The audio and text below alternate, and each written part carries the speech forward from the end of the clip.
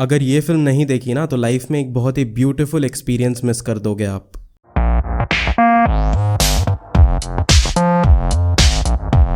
इंसान और इंसान के बीच का संबंध तो सिनेमा में सालों से प्रचारित किया जा रहा है, पर असल जिंदगी में हमारे बचपन की यादों में इंसानों से ज्यादा घरों का जिक्र रहता है। गामक घर भी ऐसी ही एक घर की कहानी है। सालों बीत जाते हैं, इंसान यहाँ से वहाँ बिखर जाता है, पर घर वहीं रहता है। मौसम बदलते रहते हैं, पर घर की छत यूं ही टिकी रहती है। बाहर धूप हो या अंधेरा, घर की दीवारें यूं ही खड़ी रहती हैं। मकान तो सिर्फ ईंट पत्थर से ही बन सकता है, पर घर बनाने में लोग, वक्त और यादें तीनों लगते हैं। मेरा खुद का बचपन भी बिहार में ही गुजरा है, जब हम स्कूल की छुट्टियों में दादी के यहाँ भागलपुर जाते थे। तो इस वजह से मैंने इस फिल्म से कुछ ज़्यादा ही रिलेट किया। अब वो ज़माना नहीं रहा, शायद कभी नहीं आएगा, जब ना तो स्मार्टफोन्स होते थे ना ही नेटफ्लिक्स। बस गांव का घर हुआ करता था, घर में सारे लोग और दिन भर की उथल पुथल।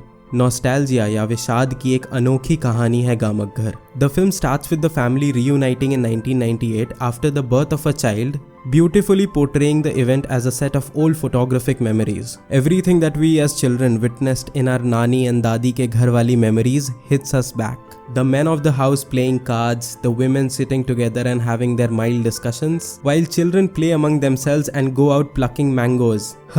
I miss those times. The scene where the bhoj takes place just bombs you with the memories of how earlier the whole family used to sit together and eat, where the hosts would not just serve the food but make sure everyone ate beyond their capacity. The production designer Avni Goyal makes sure that everything from the fruits in the kitchen to the cupboard are realistic to the time and location. Anand Bansal's cinematography with almost no camera movement makes the story look like it is being seen from the perspective of the house. Director Achal Mishra does this beautiful thing by not letting his writing dominate the story, but letting the actors do their thing, because these people are actual residents of that place and not just mere actors. All of this makes Gamak Ghar more of an experience than a story. When the film transcends in the next time zone of 2010, you actually feel the passing of 10 years when the aspect ratio changes. The house is still physically same, but the relationships of the people living in the house has evolved. And because of that, the vibe of the house has also changed. One of the son has shifted to Noida with his wife and kids, and one other member of the family is planning to sell a part of their land to open a pharmacy. As a family, they seem to have distanced a bit, but the festival of Chhath